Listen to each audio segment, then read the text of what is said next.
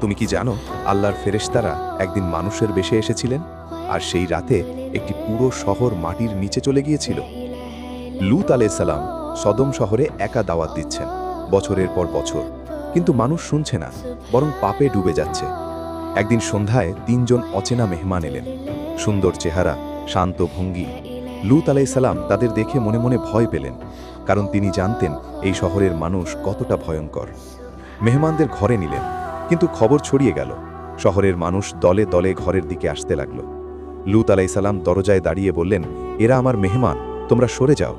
কেউ শুনল না।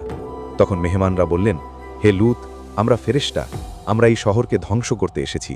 তুমি রাতের আধারে পরিবার নিয়ে বের হয়ে যাও, পেছনে তাকিও না।